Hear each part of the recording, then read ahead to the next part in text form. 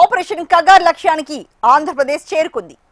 AP ఇప్పుడు Maoist రహిత రాష్ట్రంగా డీజీపీ హరీష్ కుమార్ గుప్తా ప్రకటించారు. మావోయిస్టు కీలక నేత చేలూరి నారాయణరావు అలియాస్ సురేష్ తో పాటు మరో 8 మంది మావోయిస్టులు లొంగిపోయారు. ఏఓబీలో మావోయిస్టు పార్టీకి ఇది గట్టి ఎదురు దెబ్బ అని చెప్పవచ్చు.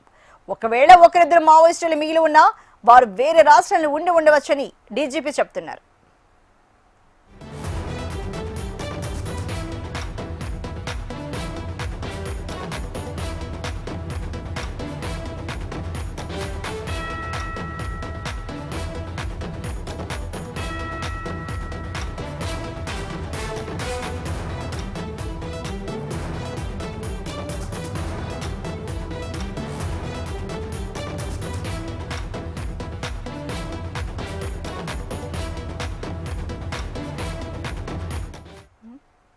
మరి ఈ దేశకు సంబంధించి మరింత తాజా సమాచారాన్ని మా ప్రతినిధి శ్యామ్ కుమార్ అందిస్తారు.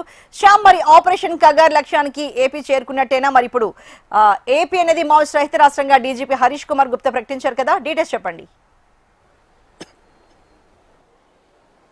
Good evening. చూసుకున్నట్లయితే ఈరోజు ఏదైతే మార్చి 31 లోపు కూడా మావోయిస్టు రహిత భారతదేశంగా అనౌన్స్ చేయాలనేది ఒక లక్ష్యంగా కూడా కేంద్ర హోంశాఖ మంత్రి అమిత్ షా ఇప్పటికే ఒక ప్రకటన విడుదల చేయడంతో పాటు దానికి తగ్గట్టు కూడా ప్రణాళికలు కూడా సిద్ధం చేశారు. గత సంవత్సర కాలంగా చూసుకున్నట్లయితే అనేక రాష్ట్రాల్లో కూడా ఏదైతే ఈ మావోయిస్టులు కానీ నక్సలైట్లు వీళ్ళకి సంబంధించి కూడా ఎదురుదాడుల్లో అనేక మంది కూడా ఎన్కౌంటర్కి గురి కావడం, అలాగే పలువురు కీలక నేతలు కూడా పోలీసుల ముందు లొంగిపోవడం జరుగుతుంది. తాజాగా చూసుకున్నట్లయితే ఆంధ్రప్రదేశ్లో చూసుకున్నట్లయితే ఈరోజు మొత్తం శ్రీకాకుళం ప్రాంతానికి చెందిన నారాయణతో పాటు మరో 8 మంది మావోయిస్టులు కూడా ఈరోజు డీజీపీ హరీష్ కుమార్ గుప్తా ఎడుతో లొంగిపోయారు. దీంతో ఈరోజు అంటే మార్చి 31 కన్నా ఒక రోజు ముందుగానే మావోయిస్టు రహిత ఆంధ్రప్రదేశ్గా మనం తప్పకుండా చెప్పవచ్చు అంటూ కూడా డీజీపీ ఈరోజు అయితే ప్రకటించారు. అయితే ఒకళ్ళో ఇద్దరు మిగిలిపోయినప్పటికీ కూడా వాళ్ళు ఇప్పటికే చూసుకున్నట్లయితే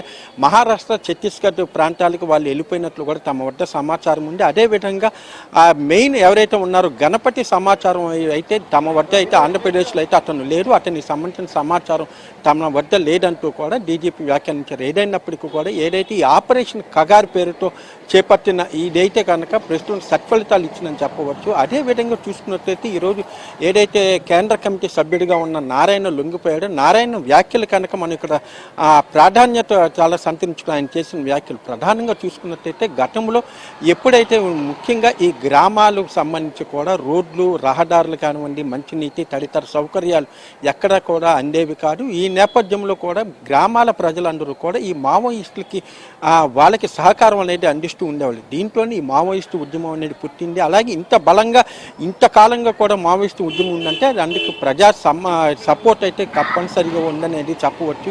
అయితే గత కొంతకాలంగా మారుతున్న కాలానికి అనుగుణంగా కూడా ఈ మావోయిస్టు పార్టీ కొత్త పోకడలకి అయితే తీసుకోలేదు. అదేవిధంగా ప్రభుత్వాలు ఏదైతే తీసుకుంటున్న సంక్షేమ పథకాలు ముఖ్యంగా చూసుకునే గ్రామ స్థాయి వరకు కూడా రోడ్లు కానీ, మంచినీళ్ళు కానీ తదితర సౌకర్యాలు గ్రామాల వరకు కూడా వెళ్తున్నాయి. దీంతో తమకు కూడా ప్రజల నుంచి కూడా మద్దతు క్రమంగా తగ్గుతూ ఉంది. అలాగే మరోవైపు చూసుకున్నట్లయితే ఈ గెరిల్లా కానివ్వండి, ఎస్ఐబి తదితర ఏదైతే ప్రత్యేక నిఘా విభాగం ఉన్నాయో వాళ్ళు కూడా చాలా బలోపేతం అవ్వటం, కూమింగ్ నిర్వహించడంతో ఈ అడవుల్లో ఎక్కడైతే వీళ్ళందరూ ఉంటారో వాళ్ళందరూ కూడా బయట ప్రపంచానికి తప్పనిసరి పరిస్థితుల్లో రావాల్సిన పరిస్థితులు నెలకొన్నాయి. గత సంవత్సర కాలంలో చూసుకున్నట్లయితే ఆంధ్రప్రదేశ్లో